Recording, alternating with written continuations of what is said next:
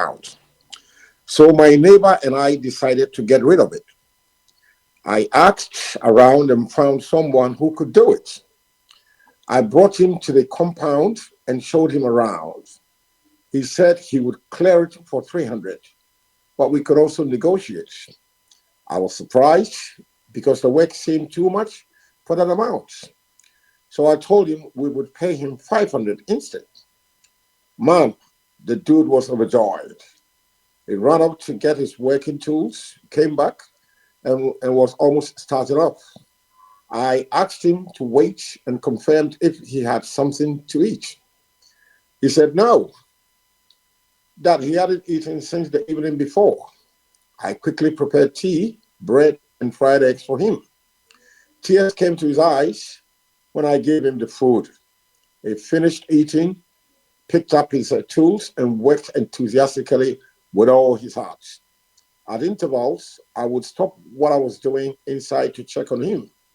Sometimes we would chat and laugh. Dude was a real jolly fellow. He finished for the day and said he'd come back the next day to pack the grass. I gave him the 500 CDs. He was really excited.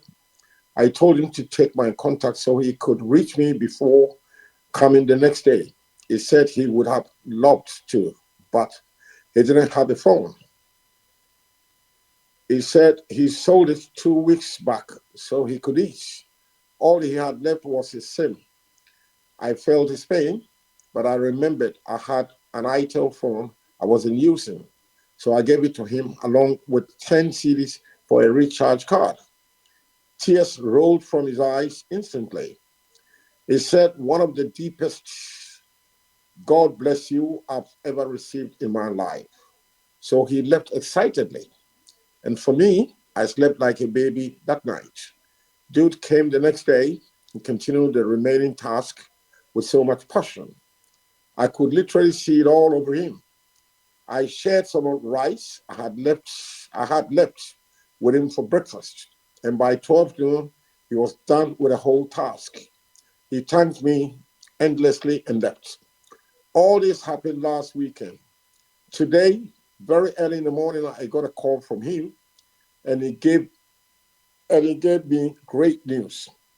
He said his former boss, who had relocated from Koforidua to Accra, reached him on the phone the same day he inserted his SIM into the phone I gave him.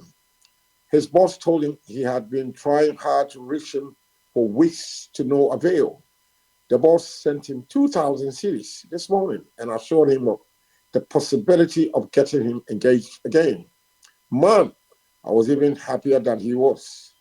He ended the call with these words: Senior man, if I hadn't met you, this opportunity would have passed me by. Tears just dropped from my eyes. Why my long, boring story? Always do the little things you can do to change people's lives. It might seem little to you, but it might be the answer to their long standing heart desires. These acts of kindness may not necessarily come in monetary forms. You can tell people kind words, give them a bit of your time, hear them out, give them warm hugs, never despise or look down on them, applaud them when they carry out duties for you, make them feel like the human beings they really are, and you might just be saving a life in the process. My people, play your roles well. Blessed evening. End of my story.